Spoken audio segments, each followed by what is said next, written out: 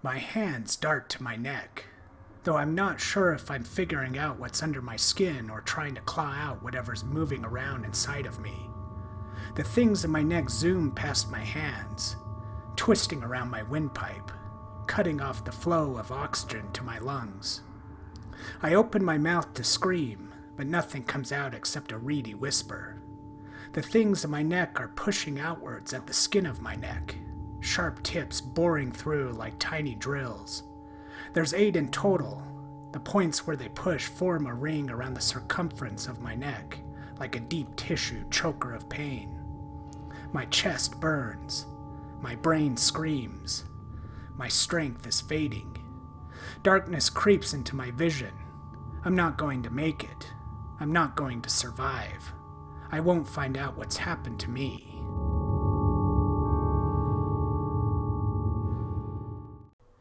Hey guys, so to start things out, I just want to give a brief background about the book. I also want to give a brief background about the author. So I first came across Rami Ungar in the Twitter sphere. I just started to see tweets about this up-and-coming book he was going to publish, and he was really excited about it. It was the first book he was publishing with a publishing company. He had self-published some books before that, which I'll eventually review. But it was not the book itself that sparked my interest to begin with. It was the fact that he was a part of the horror community. I saw that and I immediately thought, great, here's another guy like me that gets great pleasure out of scaring the living daylights out of people. So I started following him along. Eventually I bought his book. I read it. I enjoyed it. And I think you'll enjoy it too. So I asked Rami just if he could give me a little bit of background about the inspiration for the novel. And he sent this message to me, which I will read to you. Quote, "So, I can't really remember what inspired Rose. I was sitting in my science fiction and fantasy literature class. Yes, my college offered that class. And the idea popped into my head of a misery-esque story with a strange supernatural twist. At first I thought it would be a novella, but as I developed the idea more, I realized it would be a novel. When I decided to do a thesis in my senior year, I wrote Rose, which was a very different story than what the final product ended up being, but in the end, it all worked out." End quote.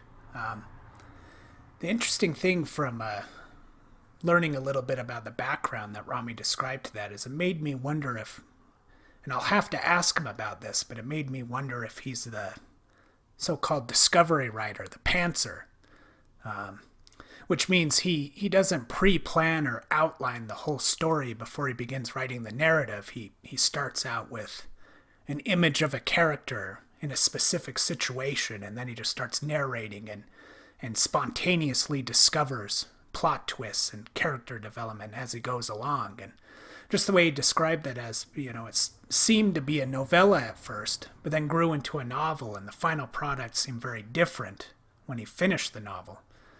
It made me wonder if maybe he is the discovery writer. I'll have to ask him about that.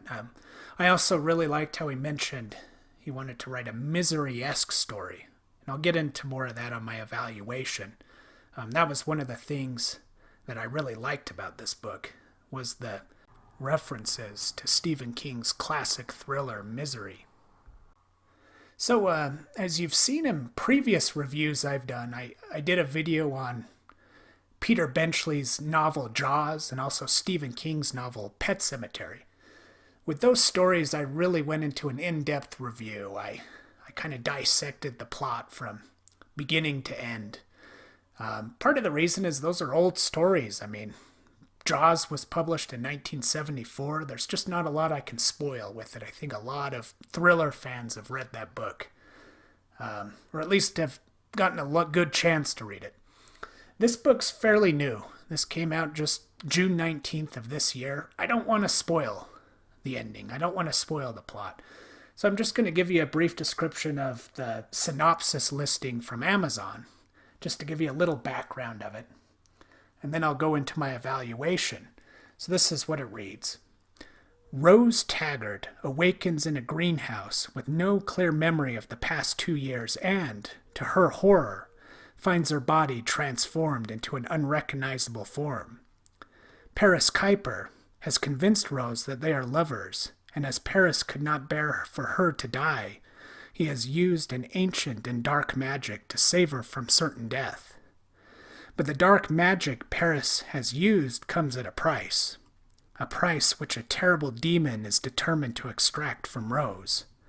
As Rose struggles to understand what is happening to her, she must navigate Paris's lies and secrets that Paris will do anything to protect. So there you have it, guys. There's a brief synopsis of the book. If you want to find out more, I recommend to buy it and read it. And that segues into the next section, my evaluation. Why would I recommend this book to you? Well, let me explain. So my favorite element of this book was the main conflict between Rose Taggart and Paris Kuiper. And what I loved about it so much was its reference to Stephen King's classic thriller, Misery. So just to give you a brief background about Stephen King's novel, it's about author Paul Sheldon, who gets in this car accident and completely shatters his legs. And this woman named Annie Wilkes, who's a psychotic nurse, is also this obsessed fan with his romance series. And she rescues him, and he's completely dependent upon her to be nursed back to health. But she also uses his crippled condition to manipulate him into rewriting the last book of his romance series, because she was very dissatisfied in how it ended because the main character dies off. And there's this odd humor to that conflict, but it's also extremely tense. And that's what I loved about the main conflict in Rami's novel, Rose, was Rose Taggart's in a very similar situation. She's limited by the fact that she can't remember 2 years of her life. And there's this odd man who she doesn't recognize, who claims that he understands everything that happened to her. And so she's depending upon him to guide her thoughts and to guide her to a possible solution to her problem. And she's also dependent upon him by the limitations caused by the transformation of her body into this plant creature. It's a very complex, interesting conflict. And for those of you that read the book, I'd love to hear your opinion about it in the comments below. The other element that I really loved about this book was Rami's descriptive abilities, particularly in the opening scene describing Rose Taggart's transformation. Very engaging, very vivid. It was just a terrific way to hook you in the beginning of the book. Rami doesn't waste any time diving into the conflict. Just great job on that. Throughout the whole book, there's also other great points later towards the climax, but I don't want to spoil that. So yeah, those are some things, elements that make me highly recommend this book. It is a flawed book. There's some things that I felt were weaknesses. I'll get into a little bit of that now. So I wasn't a huge fan of the first-person present tense narrative style.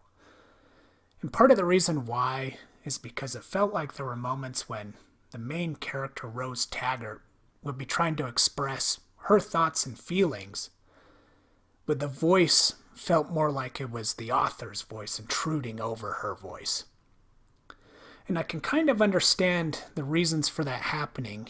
You know, the author's trying to write 208 pages, and it's hard to sustain the main character's voice for that long of a period. So what I didn't like about the present tense narrative style was I just grew tired of it.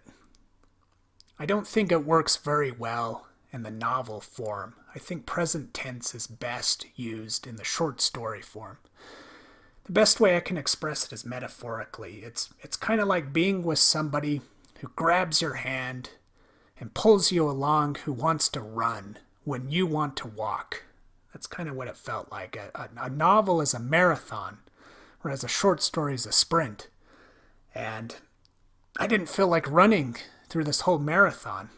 And the present tense gets me huffing and puffing in a sense, if that makes any sense at all. I just grew tired of it.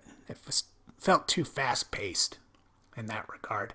I'm fine with elements of the narrative, the story and the plot moving along at a fast pace, but the actual reading style and the language, I prefer in a novel to be past tense. But, that could just be my personal taste. Maybe a lot of you love the present tense narrative style in a novel. Let me know in the comments what you think of that.